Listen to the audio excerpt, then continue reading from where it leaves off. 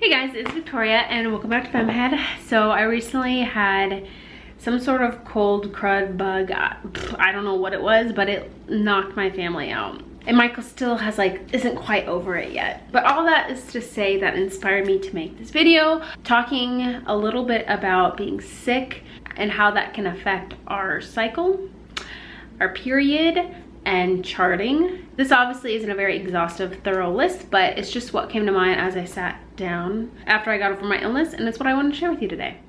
Let's start with the medicine you might be taking to feel better and how that can affect your cervical fluid. Antihistamines tend to dry up your fluid, so think of things like Benadryl.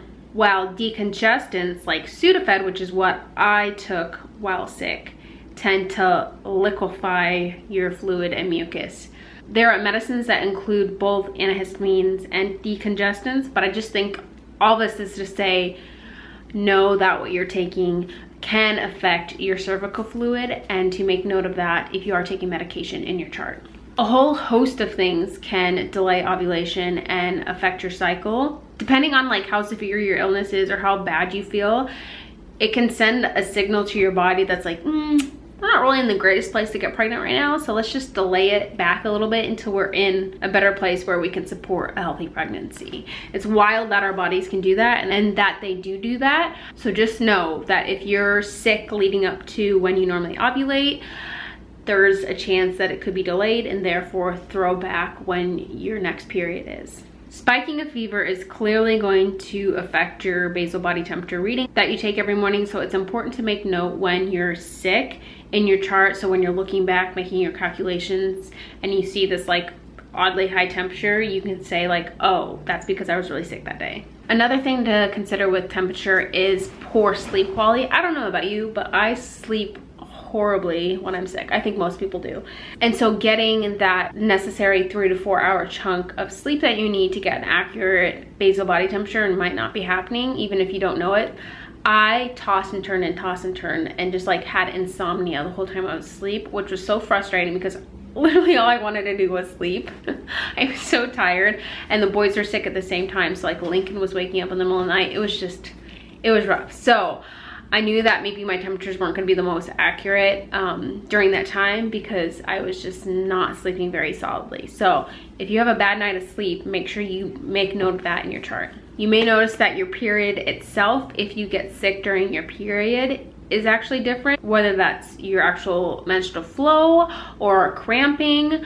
I was doing a little bit of research for this video, and I found that if you have something like the flu and you are dehydrated because either you're sweating a lot, you're throwing up so you can't keep enough liquids in your body, you're already naturally dehydrated on your period.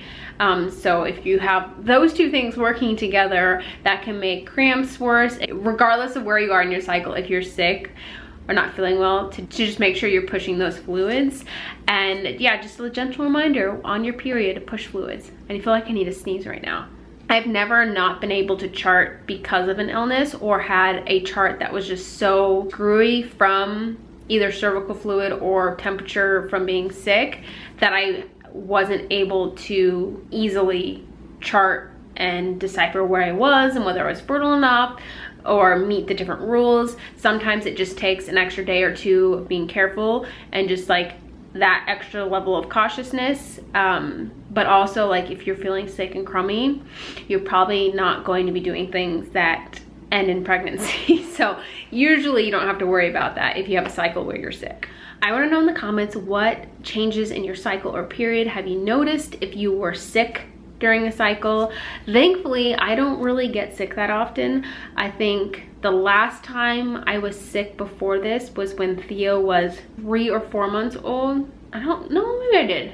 I would have had a period at that point, but I don't remember it affecting my period, or I just wasn't paying close enough attention at that point. But needless to say, if you're sick, make sure you make note of that in your chart. If you're taking medication, make sure you make note of that in your chart. If anything changes, like quality of sleep or what you're eating, if you're traveling, anything that is different from your norm, make sure you make note of that in your chart. And it can never hurt to just drink more water, as I sit here and nurse my second cup of coffee at 2 p.m. in the afternoon. So Don't be like me. But I'm feeling much better. Both boys are back to normal. There's obviously so many different illnesses and sicknesses beyond just cold and flu.